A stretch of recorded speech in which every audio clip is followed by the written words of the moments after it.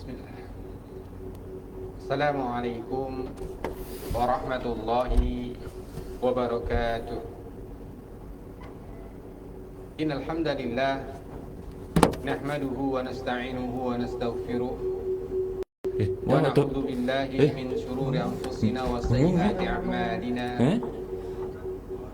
Man yahdihillahu fala mudilla lahu wa man yudlilhu fala hadiya lahu. Asyhadu an la ilaha illallah wahdahu la syarika lah wa asyhadu anna Muhammadan abduhu wa rasuluh. Allahumma salli wa sallim wa barik ala nabiyyina Muhammadin wa ala alihi wa ashabihi wa man tabi'ahum bi ihsanin ila yaumiddin. Qala Allah ta'ala fi kitabihil karim, ya ayyuhalladzina amanu taqullaha haqqa tuqatih wa la tamutunna illa wa antum muslimun. Amma ba'd. Anak-anak muslim, pemirsa TV kita, dan juga pendengar radio kita dimanapun kalian berada, alhamdulillah kembali, dan semoga kita tidak pernah bosan untuk selalu senantiasa memanjatkan puji syukur kita kehadirat Allah SWT yang telah memberikan begitu banyak kenikmatan, begitu banyak karunia kepada kita semuanya. Meskipun kita mengakui Allah saat ini masih memberikan cobaan yang begitu panjang kepada kita. Namun jangan lupa, di balik cobaan yang begitu panjang itu ternyata masih begitu banyak nikmat yang Allah berikan kepada kita. Yang tentunya pasti cobaan itu tidak seberapa kalau dibandingkan dengan begitu banyaknya nikmat yang kita terima dari Allah Subhanahu wa taala. Karena itu sudah sepantasnya dalam keadaan apapun kita harus selalu bersyukur kepada Allah Subhanahu wa ta'ala.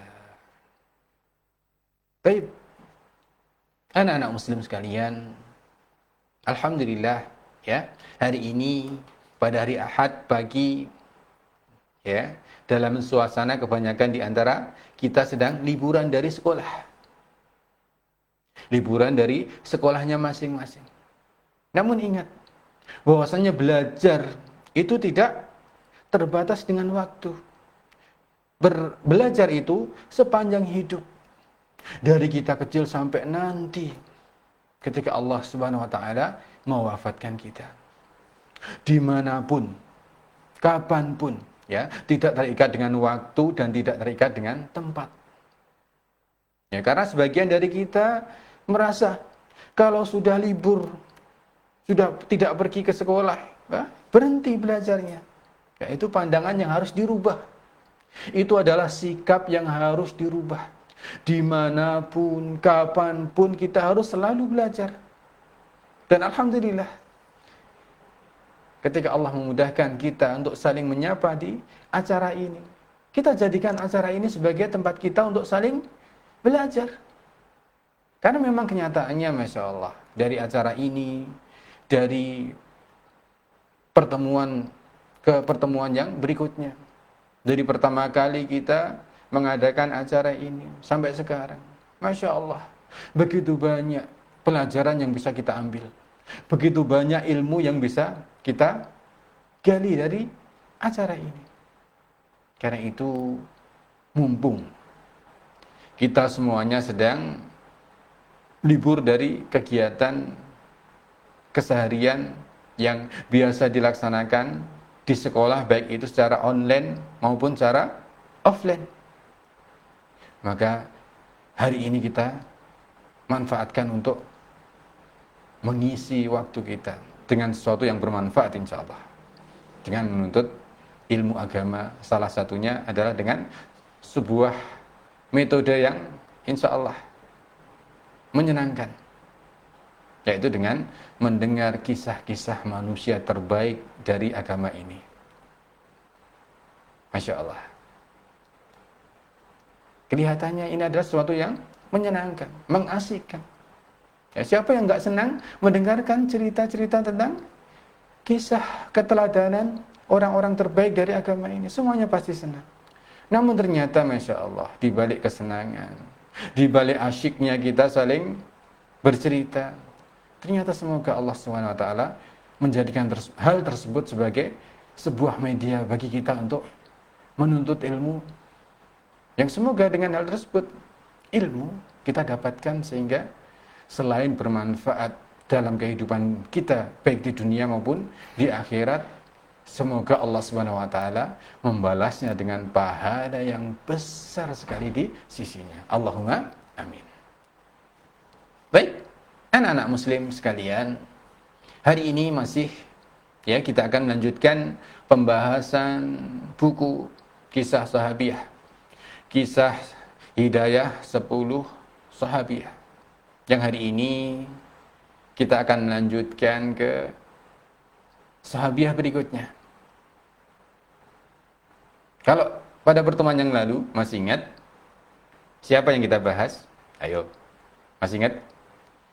Kalau pada pertemuan yang lalu kita membahas ibu angkat Nabi kita sallallahu alaihi wasallam, ibu yang menyusui beliau.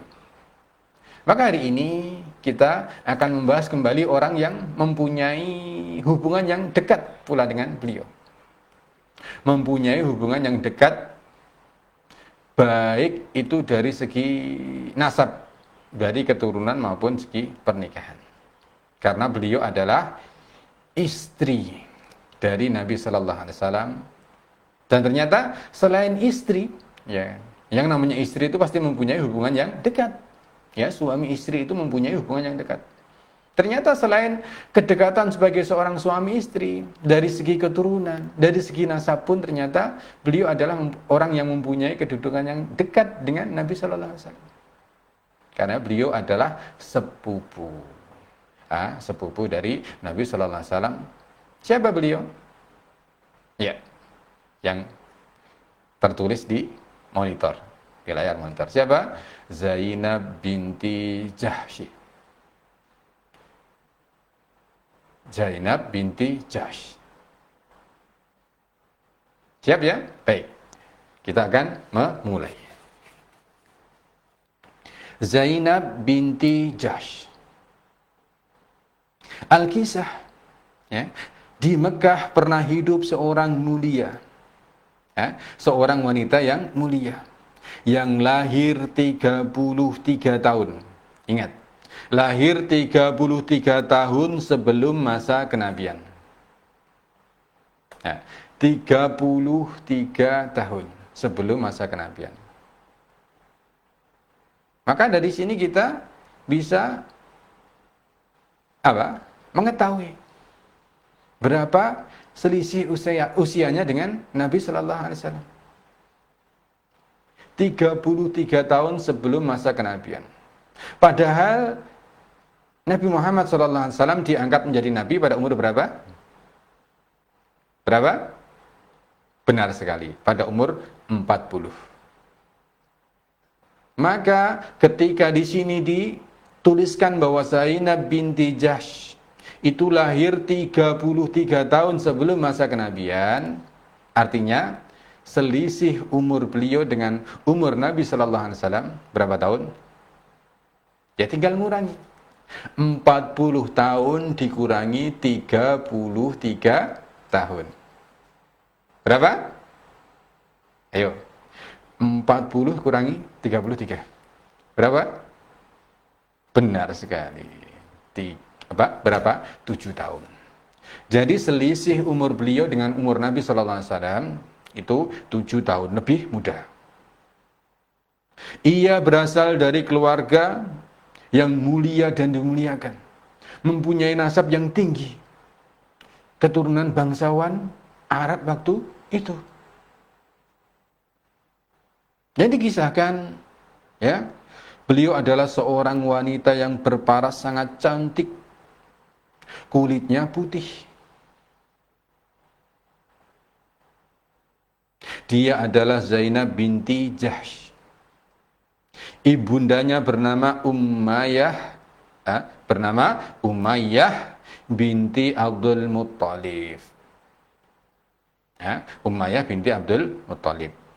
Jadi Zainab binti Jahsh ini merupakan sepupu Rasulullah Shallallahu Alaihi Wasallam. Yo, Ustaz, di sini disampaikan bahwasanya Zainab ini adalah sepupu. Sepupu itu artinya anak paman atau anak bibi. Ya, benar. Zainab ini adalah anak dari bibi Nabi Shallallahu Alaihi Wasallam. Dekat sekali.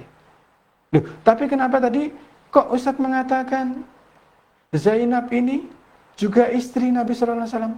Loh, memangnya boleh Ustadz? Nah, ini yang sering jadi pertanyaan.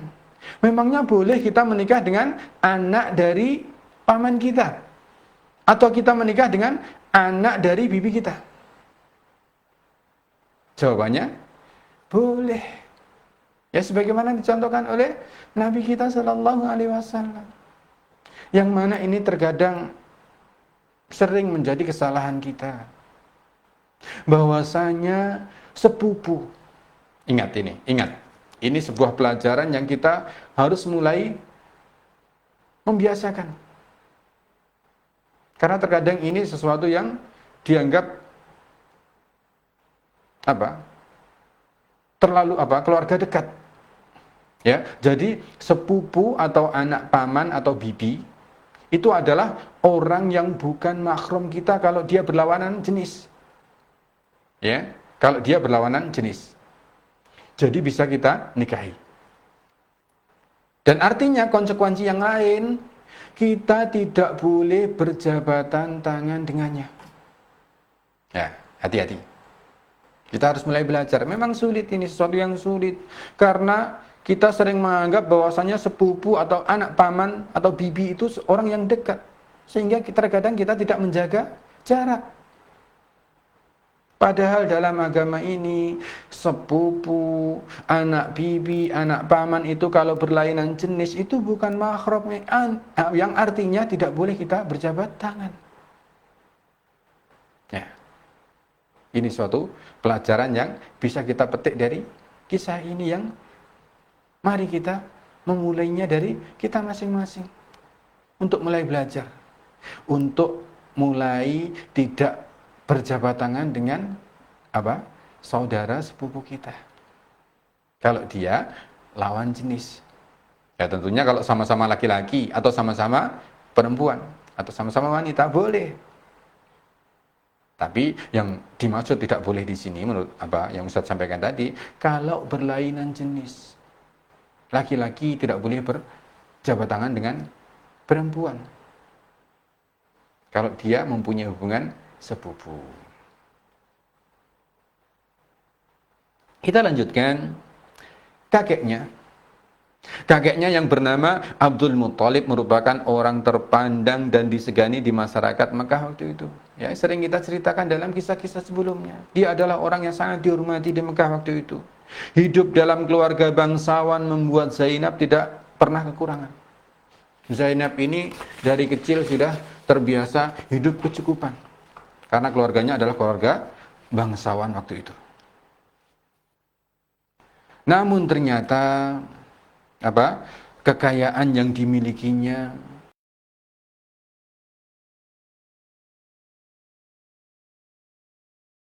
bahagia. Mengapa? Dia merasakan ada yang kurang dalam hidupnya. Apa itu? Dalam hati kecilnya ia merindukan kehidupan yang mulia. Kehidupan yang jauh dari kesyirikan dan penyembahan berhala. Karena dalam hati kecilnya dia tidak suka. Bahkan sebelum Islam turun, sebelum Islam ini diturunkan oleh Allah SWT, dia sudah mulai merasa ada kejanggalan dengan penyembahan terhadap berhala. Dia tidak senang dengan hal itu. Kala itu orang-orang jahiliyah, orang-orang Arab jahiliyah yang hidup di Mekah secara khusus waktu itu, sangat menghormati Mereka sangat memuja-muja berhala-berhala yang mereka anggap agung. Misalnya siapa? Lata, Uzza, Manat, Hubal, dan lain sebagainya. Karena kehidupan bangsa Arab waktu itu, mayoritas kebanyakan mereka adalah para penyembah berhala. Dan ini membuat Zainab ini gelisah sekali, merasa tidak bahagia. Maka segala puji bagi Allah. Di tengah kegelisahan yang dialami oleh Zainab, ketidakbahagiaan yang dia alami, ternyata Allah memberikan rahmat. Dakwah Islam mulai memasuki kota Mekah dan memperoleh sambutan. Dan ternyata Zainab termasuk orang yang menyambut baik cahaya Islam di Mekah. Dia adalah di antara orang-orang yang dengan sukarela masuk agama Islam. Dan keislamannya tidak lepas dari peran sang kakak. Ya, dia masuk Islam karena dakwah yang disampaikan oleh kakaknya, yaitu Abdullah bin Jahsh, yang telah menyatakan keislamannya terlebih dahulu. Artinya ketika itu kakaknya lebih dahulu masuk Islam, kemudian mengajak Zainab binti Jahsh untuk ikut bersama-sama masuk Islam, dan ternyata keduanya dengan mudah diberi hidayah oleh Allah SWT. Tidak seperti yang lain yang pernah kita ceritakan, melalui masa-masa memusuhi Islam dahulu, kemudian baru masuk Islam. Dan ini ternyata tidak berlaku bagi Zainab. Begitu dakwah Islam diturunkan oleh Allah, dia langsung menyambutnya dengan senang hati.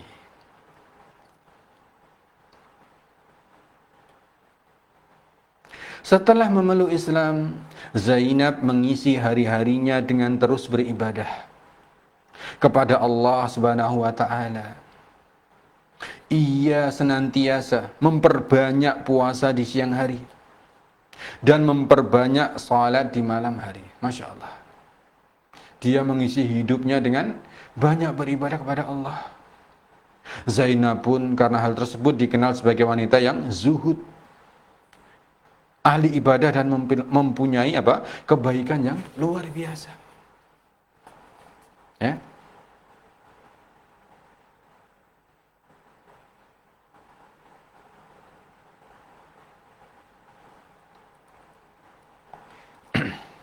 Kemudian selain dari sisi agama, para ahli sejarah meriwayatkan, menceritakan bahwasanya meskipun dia adalah wanita yang banyak beribadah, namun ternyata dia adalah wanita yang rajin.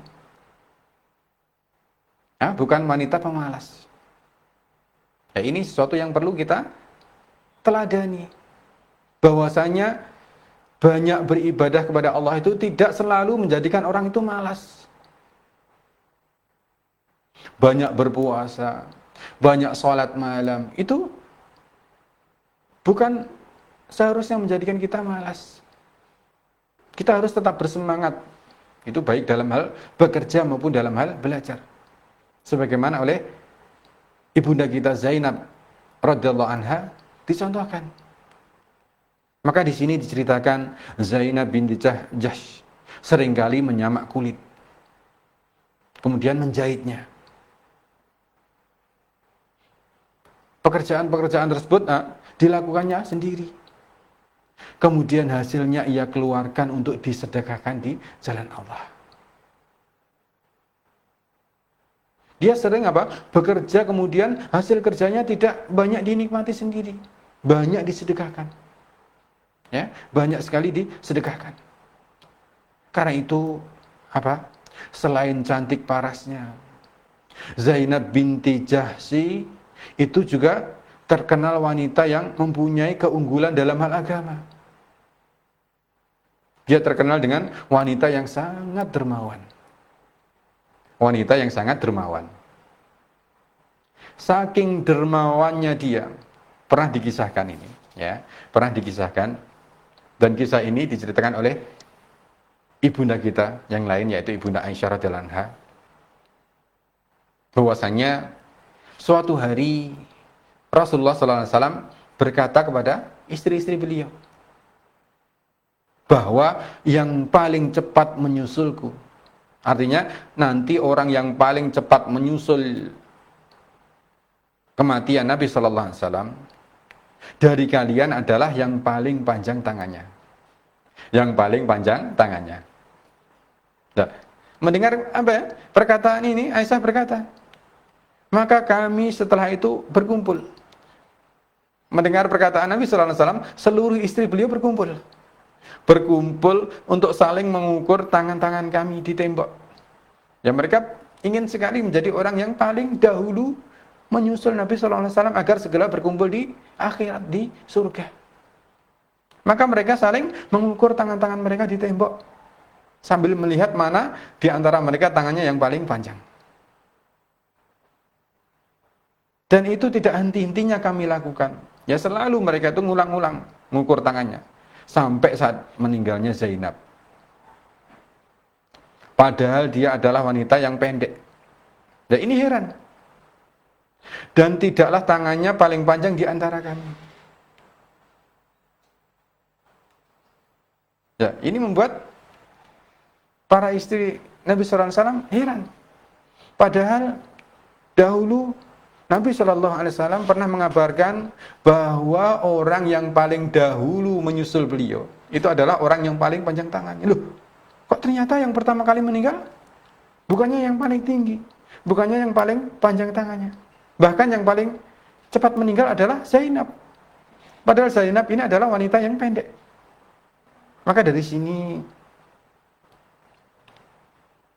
mereka akhirnya mengetahui bahwasanya yang dimaksud panjang tangan ini bukan artinya panjang tangannya secara beneran, tapi panjang tangan dari segi peribahasa, dari segi ungkapan. Artinya apa? Panjang tangan itu selain bisa diartikan tangannya panjang, itu ternyata menurut peribahasa juga bisa berarti orang yang mudah bersedekah. Masya Allah. Ini diakui oleh Allah. Sehingga Allah mengabarkan bahwasanya orang yang pertama kali menyusul Nabi SAW dari kalangan istri-istri beliau adalah orang yang panjang tangannya. Maka di sini menunjukkan bahwasanya di antara istri-istri beliau Zainablah orang yang paling banyak bersedekah. Ya, paling banyak bersedekah. Kita lanjutkan. Kehidupan sehari-hari Zainab berlangsung sebagaimana muslimah pada umumnya. Dan ternyata sebelum menikah dengan Nabi SAW, ya, Zainab ini pernah menikah dengan orang lain. Ya, orang lain. Siapa? Zainab pernah menikah dengan Zaid bin Harithah. Siapa dia? Yakni mantan budak Rasulullah SAW yang kemudian dibebaskan dan diangkat sebagai anak oleh beliau. Diangkat sebagai anak, dijadikan anak angkat. Ya. Zaid ini adalah apa? Zaid bin Harithah Ibnul Kalbi Surahbil.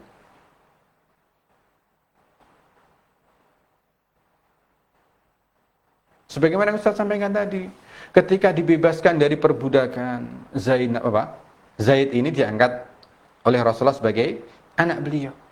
Maka ketika dijadikan anak angkat, Zaid ini yang tadinya bernama Zaid bin Harithah itu biasa dipanggil dengan Zaid bin Muhammad karena dijadikan anak angkat oleh beliau.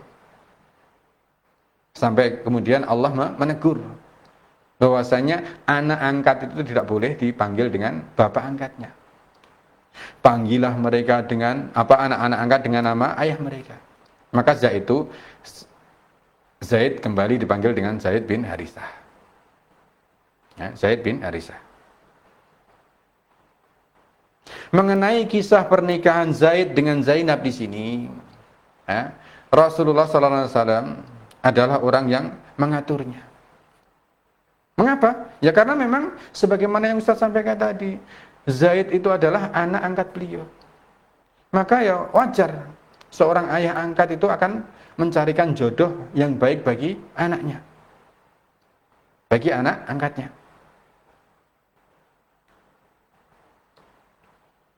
Maka beliau pun mendekati Zainab untuk meminta Zainab agar mau dinikahkan dengan Zaid. Karena Rasulullah SAW memandang Zainab adalah orang yang baik, cocok untuk anaknya, anak angkatnya.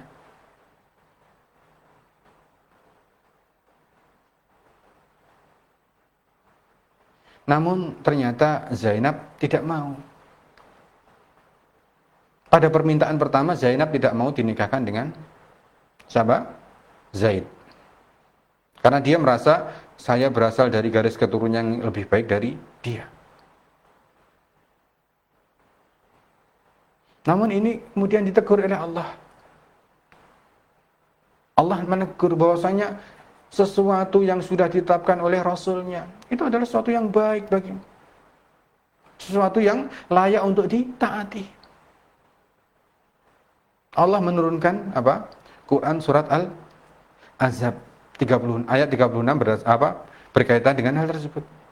Dan tidaklah patut bagi laki-laki mukmin dan tidak pula bagi perempuan yang mukmin apabila Allah dan Rasulnya telah menetapkan suatu ketetapan, akan ada bagi mereka pilihan yang lain tentang urusan mereka. Dan barang siapa mendurhakai Allah dan Rasulnya, maka sungguhlah dia telah sesat dengan kesesatan yang nyata. Nah, ketika turun ayat ini, Zainab yang tadinya tidak mau, akhirnya mau. Karena dia ingin sekali taat dengan Rasulullah. Ia menerima pinangan Zaid sebagai bentuk ketaatan kepada Allah dan untuk dapat memenuhi keinginan Rasulullah SAW untuk menikahkan Zaid dengannya. Kemudian dikisahkan Zainab menikah dan hidup bersama Zaid selama 1 tahun. 1 tahun.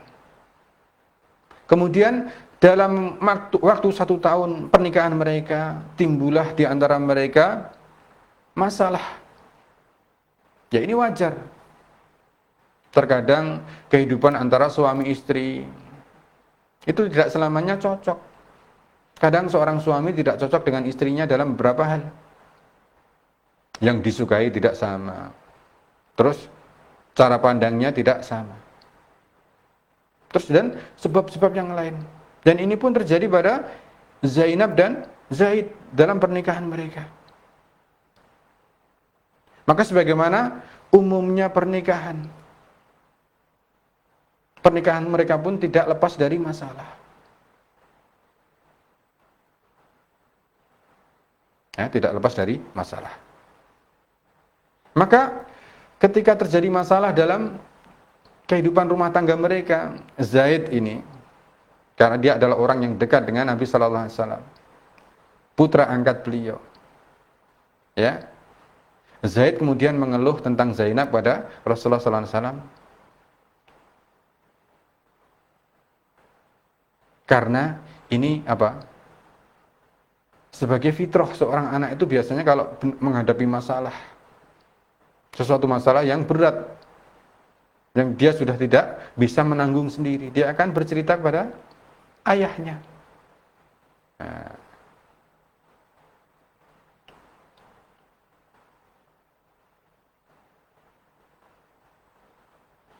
Kemudian Zaid mengatakan kepada Nabi Sallallahu Alaihi Wasallam bahwasanya dia setelah menjalani kehidupan rumah tangga dengan Zainab, begitu banyak masalah terjadi dalam kehidupan mereka. Ada keinginan dari Zaid untuk apa? Untuk menceraikan Zainab.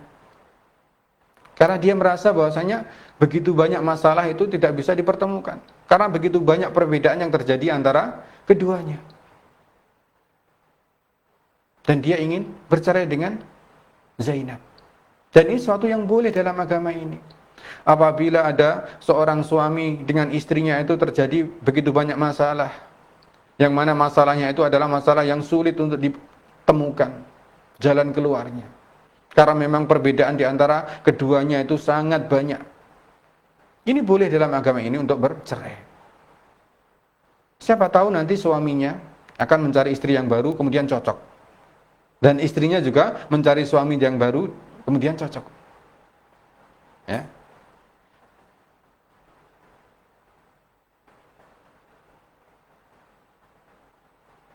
Kemudian setelah mendengar apa yang diadukan oleh Zaid ini, Rasulullah SAW menasihati. Ya. Beliau menasihati Zaid untuk menjaga dan bersabar dengan Zainab. Ya. Menjaga dan bersabar dengan Zainab. Beliau memberikan nasihat ini, padahal ketika beliau memberikan nasihat ini, Allah sudah menurunkan wahyu.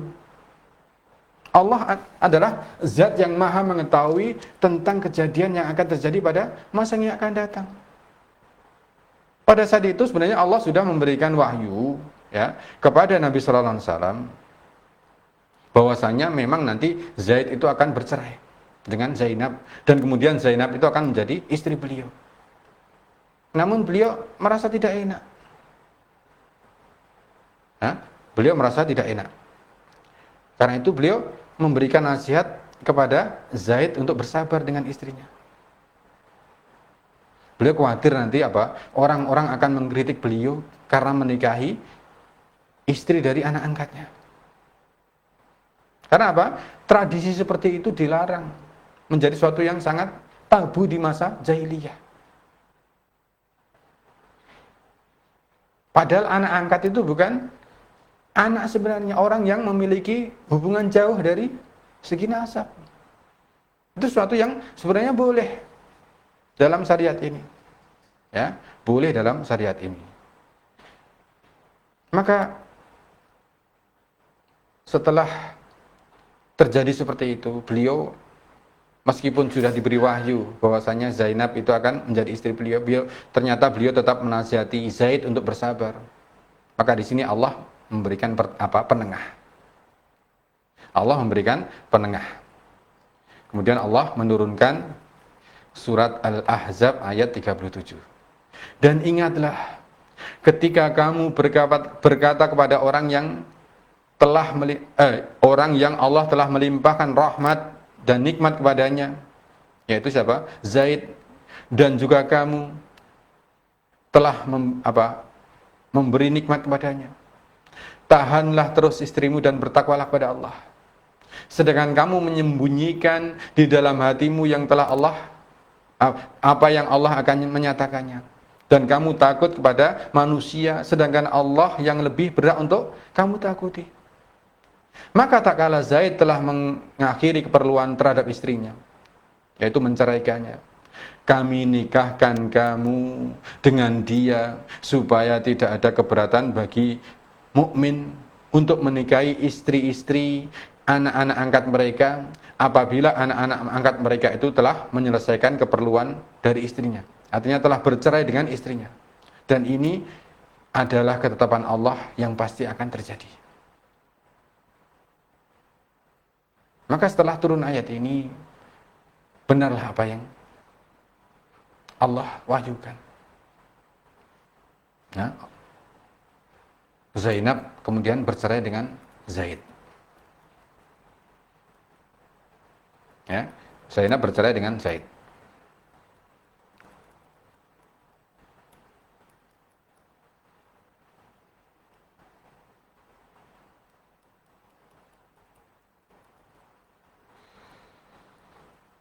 Kemudian dikisahkan ya setelah bercerai dengan Zaid, kemudian selesai masa iddahnya, ya, Rasulullah SAW dinikahkan oleh Allah langsung. Dinikahkan oleh Allah langsung. Ya, jadi pernikahan antara Nabi SAW itu adalah pernikahan yang tidak sama dengan pernikahan-pernikahan yang lain. Ya, kalau pernikahan yang lain itu yang menikahkan harus walinya, ayahnya atau yang lain. Ternyata pernikahan antara Zainab binti Jahsy dengan Rasulullah ini tidak perlu wali, tidak perlu saksi. Karena apa? Allah sendiri yang menikahkan. Ya, Allah sendiri yang menikahkan. Maka Allah nikahkan Zainab dengan Nabinya sallallahu alaihi wasallam dengan nas kitabnya tanpa wali dan saksi. Dan ini sesuatu yang biasa dibanggakan oleh Ummul Mukminin Zainab radhiyallahu anha.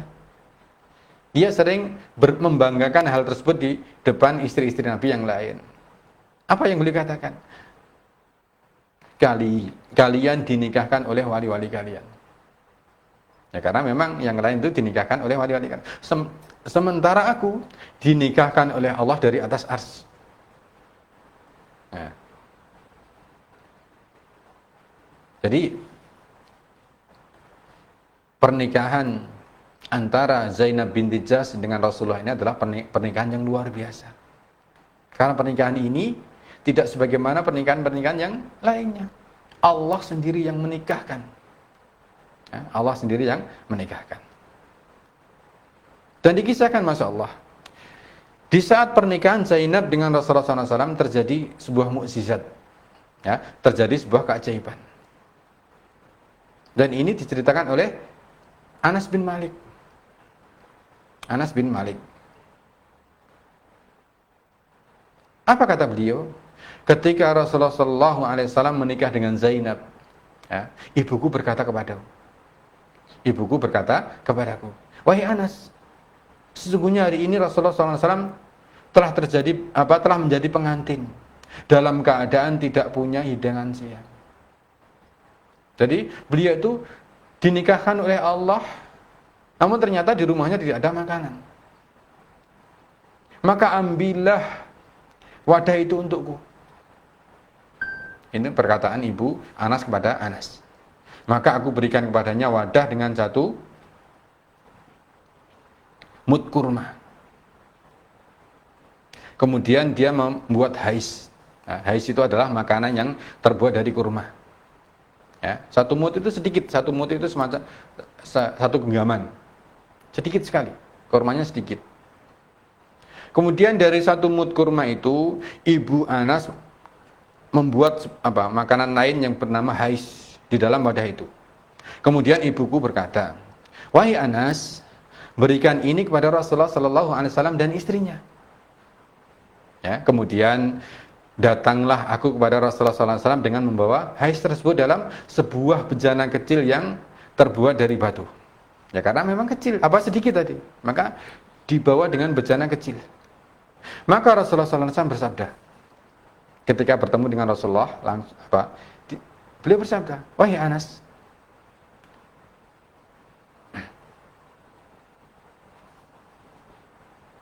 letakkan di hais itu, bejana itu di sisi rumah dan undanglah Abu Bakar. Undanglah pula Umar, Ali, Utsman dan orang-orang yang lain. Kemudian Rasulullah SAW berkata lagi, undang juga penghuni masjid dan siapa saja yang engkau temui di jalan. Jadi Nabi SAW menyuruh Anas untuk mengundang sahabat-sahabat semuanya yang bertemu di jalan, yang di masjid, semuanya disuruh datang. Maka Anas berkata, aku merasa heran dengan banyaknya orang yang diundang, padahal makanan yang saya bawa itu sedikit sekali. Saya hanya membawa bejana kecil yang berisi hais tadi. Ya. Tapi aku tidak suka membantah perintah Rasulullah. Ya, dia tidak membantah. Disuruh oleh Rasulullah untuk mengundang sahabat-sahabat yang lain, ya dia laksanakan. Maka aku undanglah orang-orang itu sampai penuh rumah dan kamar. Ya, karena banyak sahabat yang datang karena rumah Rasulullah itu kecil. Sampai rumah penuh, kamar penuh dengan para tamu undangan. Kemudian Rasulullah SAW memanggilku, seraya berkata, yaitu memanggil Anas. Wahai Anas, apakah engkau melihat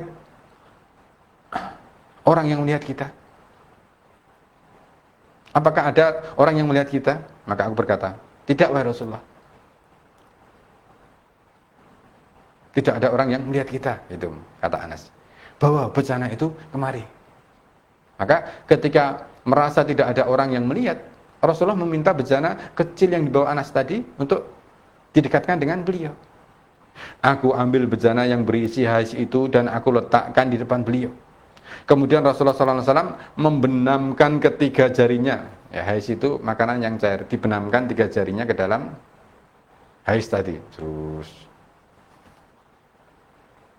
maka mukjizat terjadi. Jadilah kurma yang sudah menjadi hais tadi dalam bejana itu menjadi banyak sekali, masya Allah. Ini apa? Mukjizat. Mukjizat yang Allah turunkan kepada Nabi-Nya sallallahu alaihi wasallam. Banyak sekali sampai seluruh undangan yang berjubel di rumah beliau itu semuanya bisa makan. Dan keluar dari rumah beliau sallallahu alaihi wasallam dalam keadaan semuanya kenyang, masya Allah. Padahal kurmanya satu genggam, kemudian dibuat hais menjadi satu bejana kecil. Namun dengan izin Allah, hais tadi bisa membuat kenyang seluruh undangan. Padahal begitu banyak sahabat yang diundang. Ya, ini bentuk mukjizat. Nah.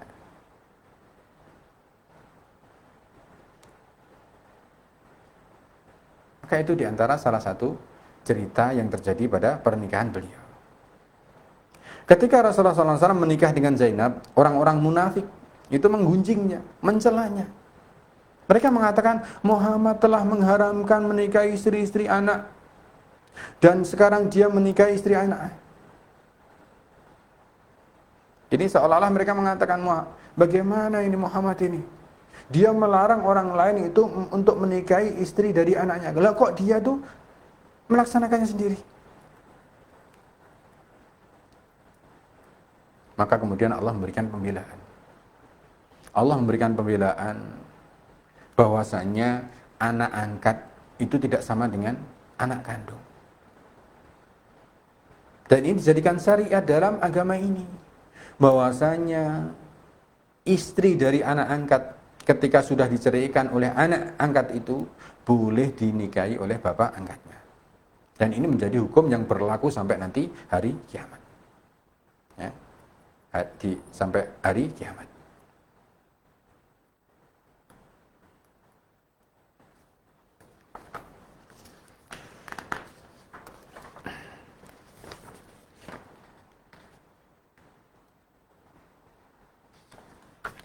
Kemudian dilanjutkan, setelah menjadi istri Rasulullah SAW, ya, Zainab mendapatkan didikan langsung dari penghulu para nabi.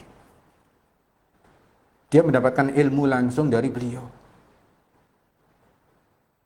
Maka hasilnya apa? Zainab senantiasa bersegera dalam mengerjakan apapun yang Rasulullah SAW ajarkan dan apapun yang beliau perintahkan.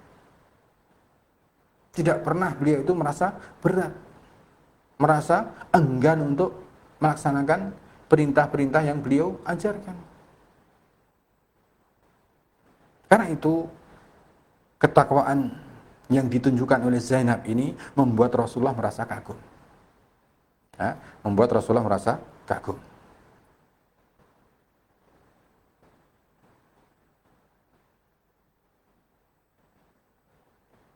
Kemudian beliau menyebut Zainab itu sebagai wanita yang awahah. Ya, yang awahah. Apa artinya awahah? Artinya adalah seorang yang khusyuk, selalu merendahkan diri di hadapan Allah. Ini diantara bentuk keistimewaan Zainab di antara wanita-wanita yang lain. Dia adalah wanita yang disanjung, dipuji oleh Nabi SAW. Zainab pun merupakan wanita salihah dengan pengetahuan agama yang sangat luas. Maka Rasulullah pun menunjuknya sebagai seorang dai dari kalangan kaum wanita. Tutur kata Zainab begitu lembut dan santun, sehingga membuat dia menjadi wanita yang sangat dihormati, menjadi wanita yang sangat disegani oleh kaumnya. Kemudian dikisahkan sebagaimana yang Ustaz sampaikan tadi, di akhir-akhir kehidupan beliau, ya, beliau memanggil seluruh istri beliau. Kemudian beliau berkata kepada para istri-istrinya sebagaimana yang Ustaz sampaikan tadi, yang paling cepat menyusulku adalah yang paling panjang tangannya. Yang paling panjang tangannya. Maka ini sebagaimana yang kita sampaikan tadi, ternyata yang meninggal dahulu adalah Zainab. Maka panjang tangan di sini artinya bukan berarti panjang tangan secara sebenarnya, tapi panjang tangan dalam istilah peribahasa, yaitu orang yang paling gemar bersedekah. Orang yang paling dermawan dalam hidupnya. Ini dinamakan dengan tangan panjang.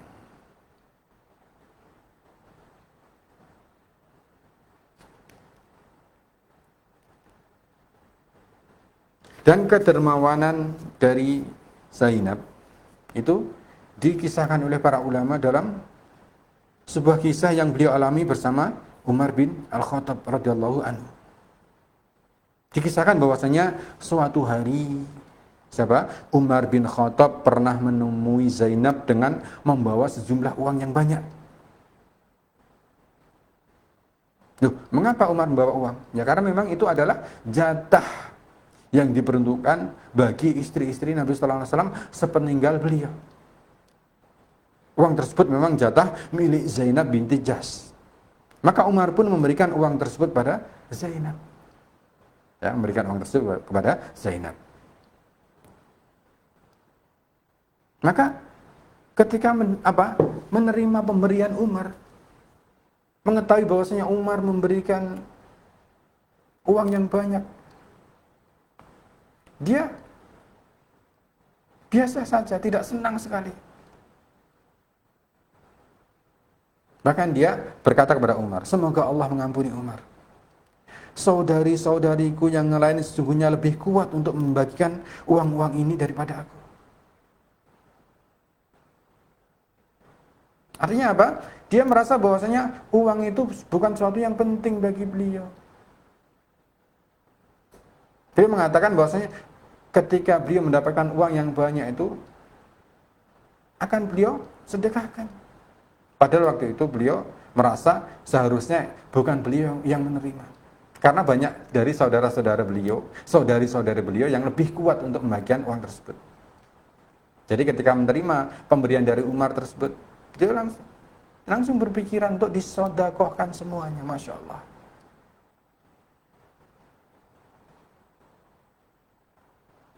Maka mendengar ini Umar membalas perkataan Zainab, ini semuanya untukmu. Ya, ini semuanya untukmu, bagianmu. Subhanallah. Mendengar hal itu Zainab langsung bertasbih, Subhanallah. Jawab Zainab sambil menutupi dirinya dari kain. Ia tidak ingin melihat uang di hadapannya. Ya, dia takut terfitnah dengan uang yang begitu banyak yang ada di depannya. Maka dia mengatakan, tuangkan uang itu lalu tutupilah dengan kain. Masukkan tanganmu lalu ambillah uang sebanyak 1 genggam. Ini perkataan Zainab kepada Umar. Ya, uangnya disuruh dituang, kemudian ditutupi kain, kemudian Umar diminta memasukkan tangannya ke dalam kain tersebut, diminta mengambil 1 genggaman. Berikanlah kepada Bani Fulan dan Bani Fulan. Setiap genggaman diberikan ke Bani Fulan. Genggaman yang lain berikan ke Bani Fulan lagi. Ya. Kemudian ternyata masih sisa. Zainab juga memberikan uang tersebut kepada kerabatnya, kepada anak-anak yatim yang dimilikinya. Ya, setelah itu ia memberikan sisanya. Ternyata diberikan pun masih sisa lagi. Ya karena memang uang yang dibawa Umar itu banyak sekali. Masya Allah, ternyata begitu banyak uang yang diberikan kepada beliau tidak membuat beliau tergoda sama sekali. Yang ada dalam pikiran beliau itu sedekah dan sedekah. Karena beliau merasa sudah cukup dengan begitu banyak nikmat yang Allah berikan. Beliau tidak perlu banyak memiliki harta. Maka setiap beliau diberikan harta dari jalan apapun, yang ada dalam pikiran beliau adalah sedekah. Masya Allah. Ini sebuah keutamaan yang tentunya patut untuk kita teladani. Seorang muslim itu sejatinya adalah orang yang dermawan, mudah sekali untuk bersedekah dengan harta yang dia miliki.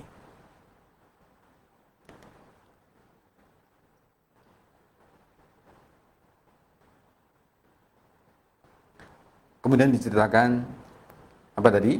Setelah semua dibagi oleh ibunda Zainab, ternyata uangnya masih sisa sebanyak 85 dirham. Maka uang 85 dirham dari sisa sedekah yang sudah diberikan semuanya tadi dikembalikan kepada Umar. Masya Allah. Beliau takut sekali mempunyai banyak harta. Khawatir nanti hisabnya panjang.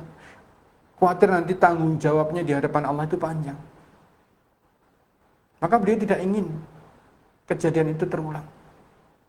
Selanjutnya dikisahkan Zainab mengadahkan tangannya ke langit untuk berdoa kepada Rabbnya. Dia takut sekali peristiwa itu terjadi lagi, membuat dia tergoda. Maka dia berdoa kepada Allah, ya Allah, ya, jangan